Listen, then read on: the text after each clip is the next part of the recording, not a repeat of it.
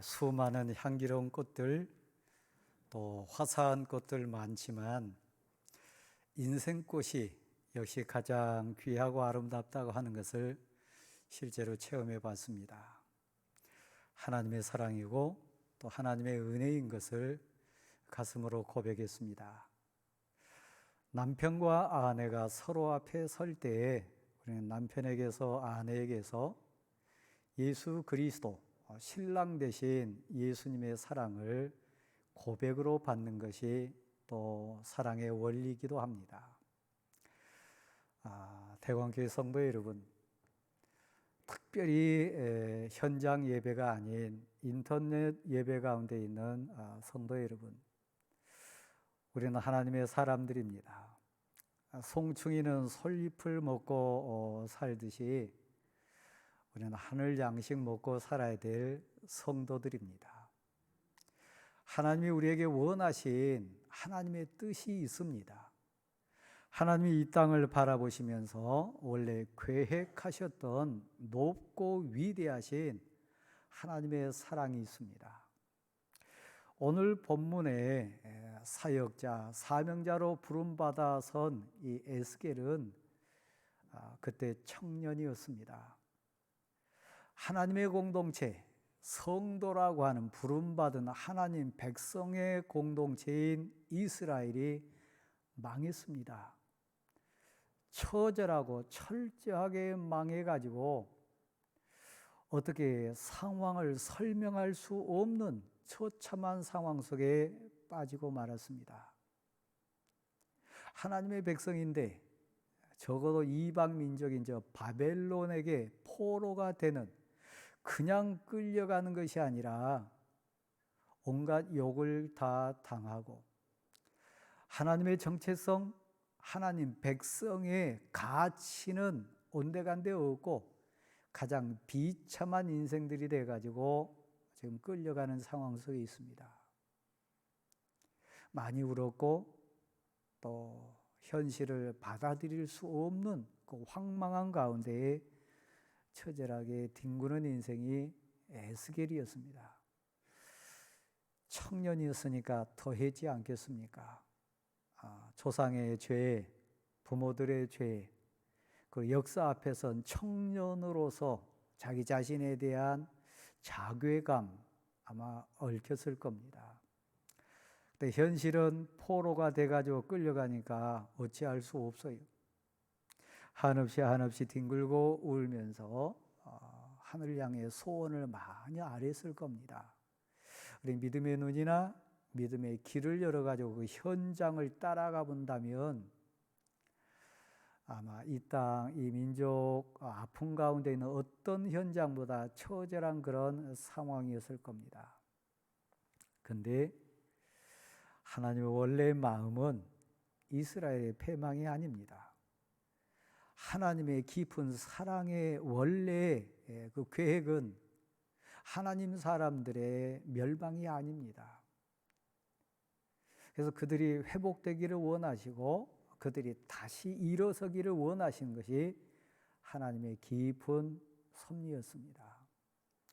누구를 통해서, 언제, 어떤 상황을 통해서 이 이스라엘 공동체가 하나님의 사람들이 다시 회복될 수 있을까? 이것은 하나님의 고민 중에 하나였습니다. 청년이지만 적어도 이 역사 현실과 역사의 아픔 속에 뒹굴고 있지만 그는 정직했어요. 그리고 그 문제의 핵을 정확하게 볼 줄 아는 믿음의 눈이 있었어요. 그래서 더 괴로웠고 그래서 더 아파했던 인생이 에스겔이라고 하는 청년이었습니다. 이스라엘의 싹으로 보인 거죠. 이스라엘의 소망의 통로로 하나님 눈에 비춰졌습니다. 정확하신 하나님, 그리고 소망을 주기 원하시는 하나님은 이 에스겔을 놓치지 않았습니다. 천군 천사를 보내가지고 이 에스겔을 끌어올려요. 시간을 초월하고 공간을 초월하고 상황을 초월해 가지고 하나님의 전능하심, 그 전능하신 하나님 앞에서 범죄한 이스라엘의 현실, 그 하나님이 매를 들 수밖에 없는 이스라엘의 죄악된 현실을 시공을 초월해 가지고 왔다 갔다 하게 하면서 다 보게 만듭니다. 그래서 비록 청년이지만 할 수 있는 것 아무것도 없는 다 뺏긴 인생이지만 이 에스겔을 통해 가지고 하나님이 소원을 다시 심습니다. 3장과 37장, 47장, 또 33장 우리 에스겔서를 읽어가면서 그 하나님의 마음을 정확하게 읽을 수 있습니다. 너 에스겔아, 너는 단순한 사람이 아니고 너를 통해 이스라엘이 살아나야 하리라. 너가 이스라엘을 이렇게 세워야 하리라. 너는 단순한 사람 아닌 이스라엘 민족의 파수꾼이다. 너 나팔을 불어야 하리라. 다른 사람은 다 잠자고 있다 할지라도 너 이스라엘 민족을 그 영혼을 붙들고 사명을 감당하는 파수꾼이 되어야 하리라. 아시듯이 37장 말씀에 가보면 에스골 골짜기에 마른 뼈다귀들이 수북이 쌓여 있는 것을 보여주십니다. 이게 뭡니까? 이 뜻이 뭡니까? 과연 이 뼈다귀들이 살아날 수 있겠습니까? 그 뼈다귀들은 이스라엘의 현실이었어요. 힘줄도 없고 피부도 없고 생기도 없고 아무것도 없는 널브러져 있는 마른 뼈다귀들이 소망도 없고 꿈도 없고 현실의 모든 상황을 다 뺏겨버린 이스라엘의 상황이었어요.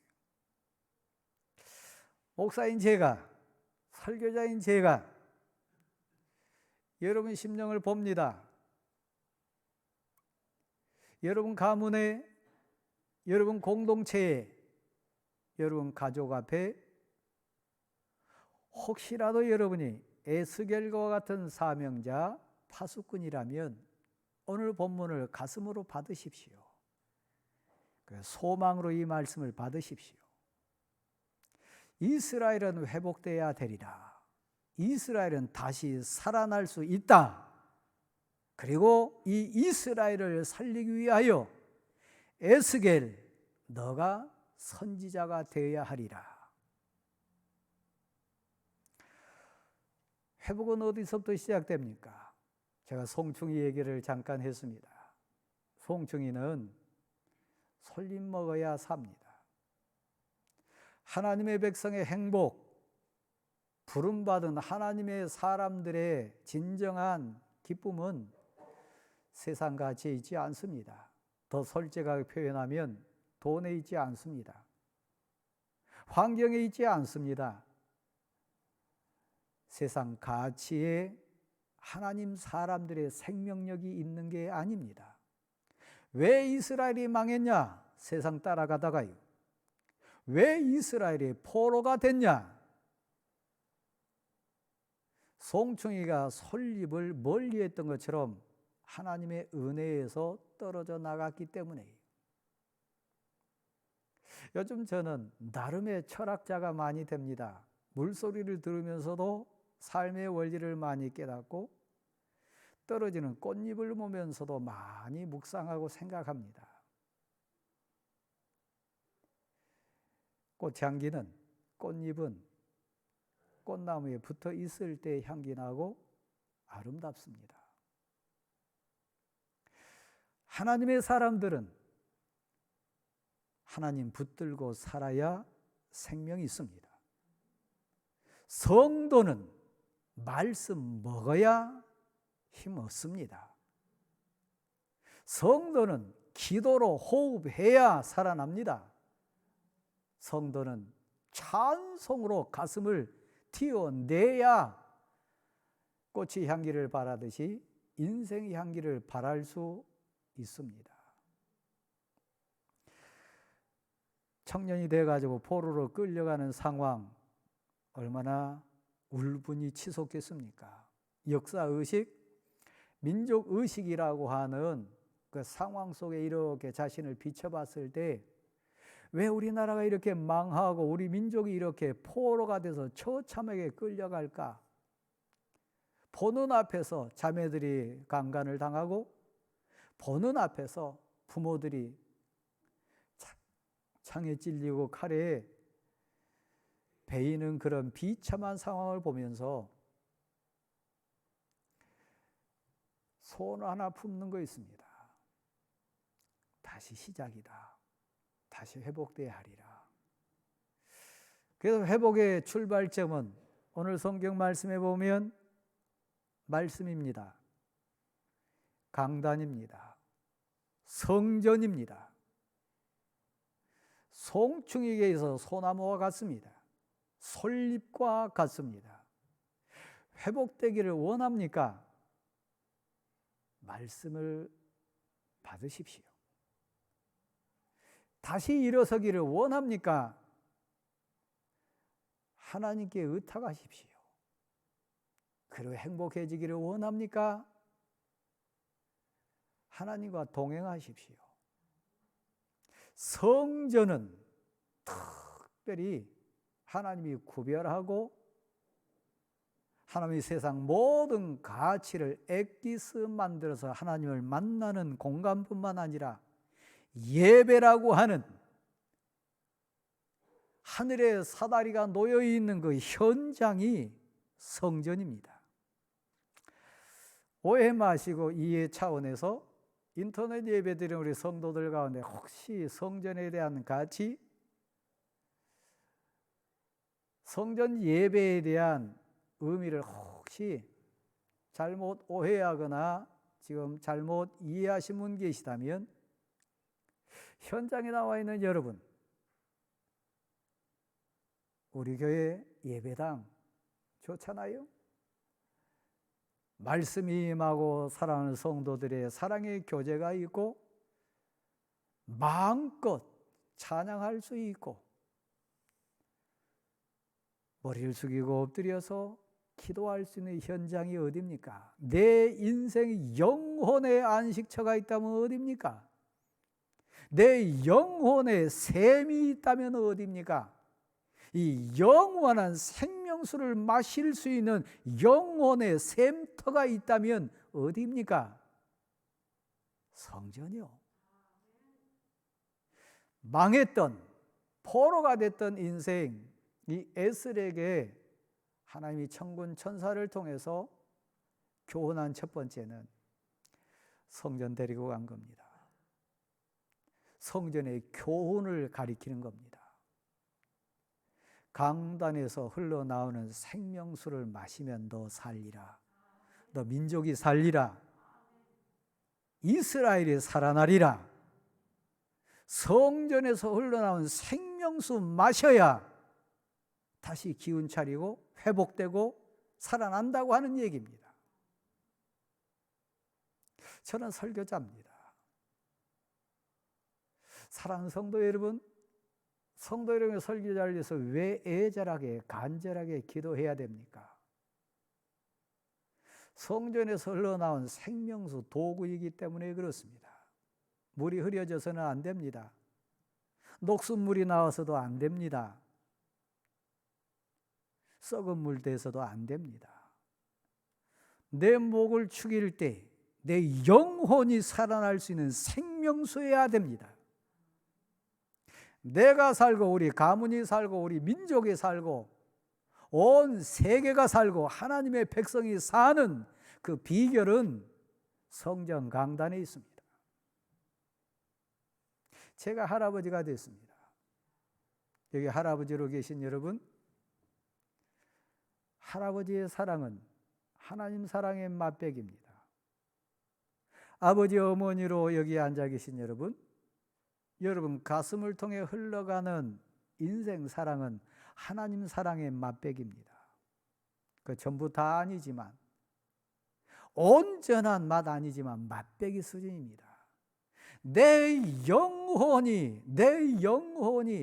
이 은혜의 강물에 생명수 강물에 막 마음껏 목을 축여가지고 영원히 기쁨과 감격 속에 춤추고 찬양하는 것, 찬송의 진실한 의미입니다. 언제 회복되든가요? 세상이 부럽지 않고 그 무엇도 두렵지 않고 그 어떤 것도 나를 흔들 수 없는 그때가 여러분 신앙의 체험으로 생각해 봤을 때 언제든가요? 말씀의 은혜 받을 때요. 그 말씀이 나를 충만케 할 때요. 그러므로 우리는 압니다. 그래서 이 에스겔을 통해서 망하고 포로된 이스라엘 민족에게 주기 원하는 교훈이 성전 강단을 통해 나오는 생명수 마셔야 너도 살고 민족도 살고 이스라엘이 살고 하나님의 사람들이 산다고 하는 이 교훈을 우리에게 주시기 때문에, 그래서 동쪽, 서쪽, 남쪽, 북쪽, 동서남북을 가득하게 이 성전에서 흘러나온 생명수가 흘러 넘치게 되어 있습니다.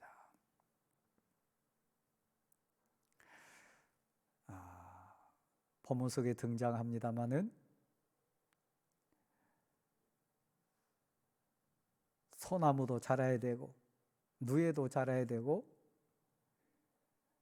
심지어는 꽃나무도 자라야 되고 인생나무도 자라야 합니다. 물고기도 자라야 하고 특별히 하나님의 사람은 성숙하고 성장해야 합니다. 아무나 애 낳는 거 아니잖아요. 아무 꽃나무나 꽃 피우는 거 아니잖아요. 사과나무가 그냥 열매 맺는 거 아니잖아요. 성장해야 합니다.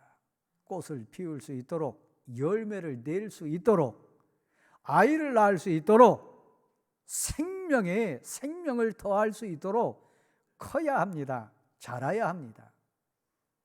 성전에 모인 인생들에게 이 본문을 통해서 교훈한 거 그겁니다. 여러분, 오늘 본문에는 성전 강단에서 흘러나온 생명수 물이 어느 수위까지, 어느 높이까지 채워지냐, 그것을 솔직하게, 진실하게 묻는 장면이 나옵니다. 성전 강단에서 흘러나온 물을 맛보지 못한 자는 아예 하나님의 사람 아니잖아요. 그 죽은 인생이잖아요. 육신으로는 살았으나 산 인생이 아니잖아요. 영혼의 생명수물 마셔가지고 싹이 돋고 순이 돋아야 살아있는 나무잖아요. 그렇죠? 문제는 성전 안에 있는 인생입니다. 하나님의 백성입니다. 설교자인 제가 여러분에게 진지하게 다시 한번 묻습니다. 특별히 항존직으로 앉아 계신 여러분, 직분자로 앉아 계신 여러분, 신앙생활 오래 하셨던 여러분, 혹시 여러분 강단에서 흘러나온 생명수 물이 간신히 입술 정도 축인 정도라면 그는 온전한 성도 아닙니다. 발목 정도 적셨다. 맛은 봤지만 아직 자기 의의가 더 강합니다. 자기 고집이 더 셉니다. 자기 세상 지식을 더 자랑합니다. 자기가 가지고 있는 세상 환경 내세우면서 이리저리 막 휘젓고 촐싹거리면서 다닙니다.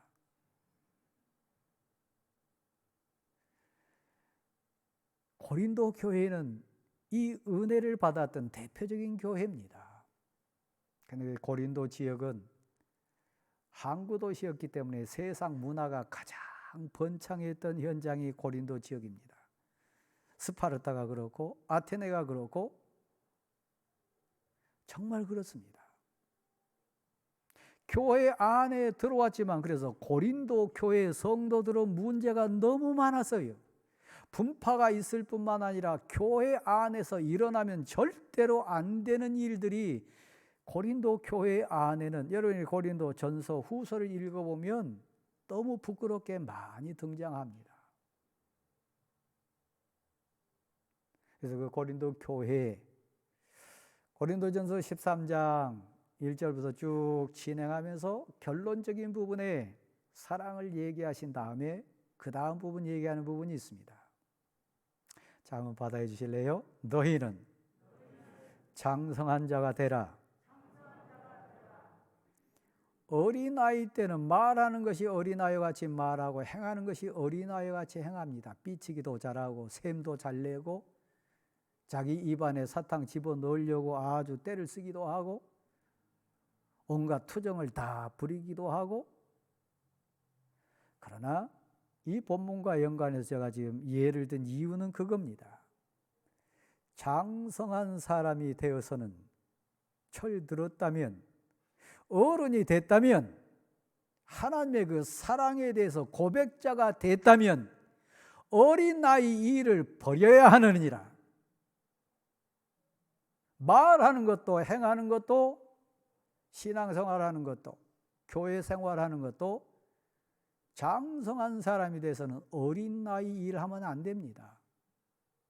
어른이 돼가지고 애투로 얘기한다거나 중학생이 돼가지고 국어 시간에 글 읽으라 했더니 초등학교 1학년이 읽는 식으로 만약에 글을 읽는다면 다 웃지 않겠어요? 장성해야 합니다. 지금은 거울로 너 얼굴을 보는 것 같이 보지만 그때가 되면 얼굴과 얼굴을 맞대고 보는 것 같이 정확하게 볼 수 있으리라. 자,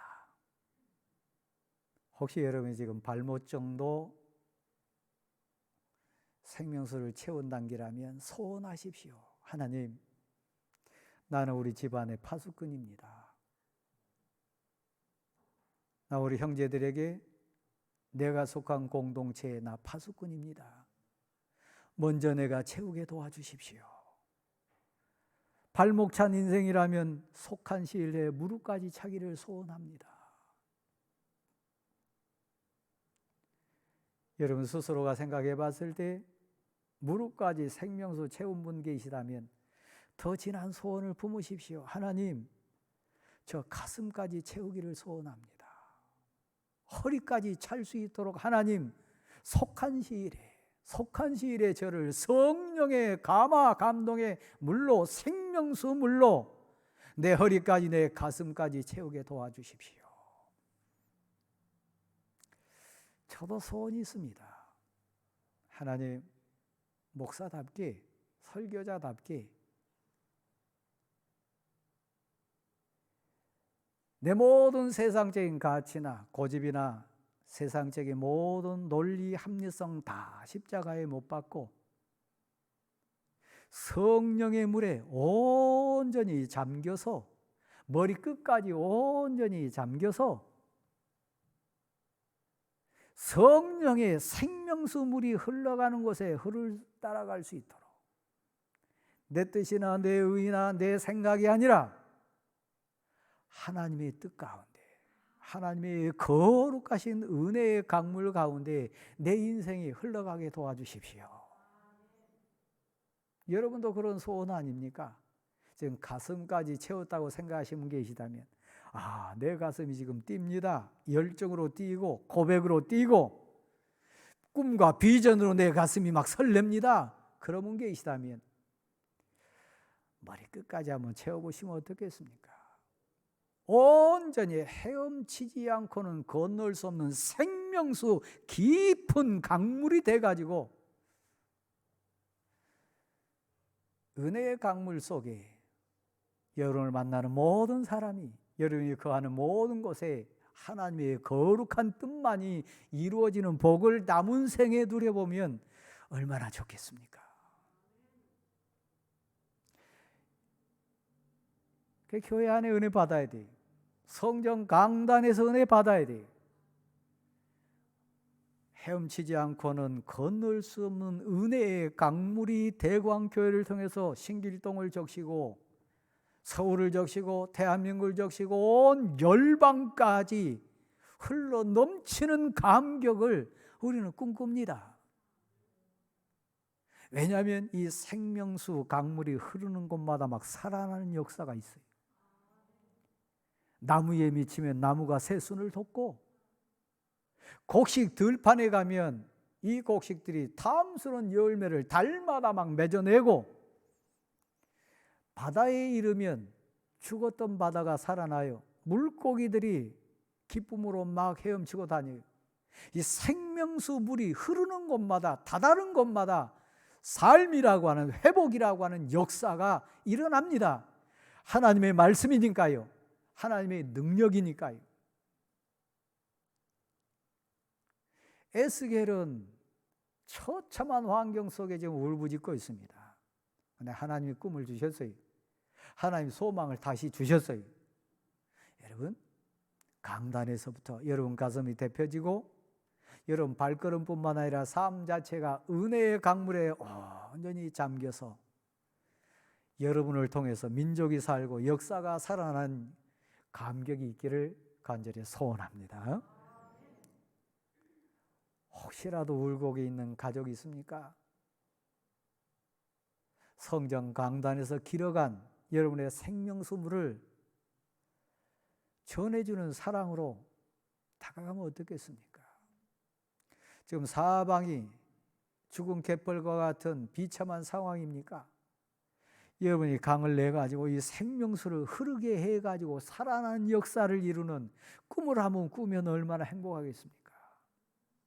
대왕교회가, 대왕교회 성도된 여러분이, 우리 공동체가, 우리의 사역이, 우리의 고백이 생명수 강물을 흘러 넘치게 하는 복된 인생 될 수 있기를 간절히 소원합니다. 에스겔은 우리입니다. 끌려가는 이스라엘은 이민족일 수 있습니다. 그러나 그 모든 것의 주권자 되신 하나님은 회복을 원하십니다. 사랑을 원하십니다.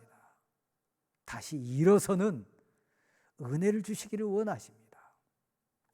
성전 강단으로부터 시작해서 동서남북뿐만 아니라 여러분 단순히 발목 적시는 수준이 아니라 온전히 은혜의 강물 바다를 이루어서 소망으로 넘쳐나 우리 모두가 될 수 있기를 간절히 소원합니다. 기도하겠습니다.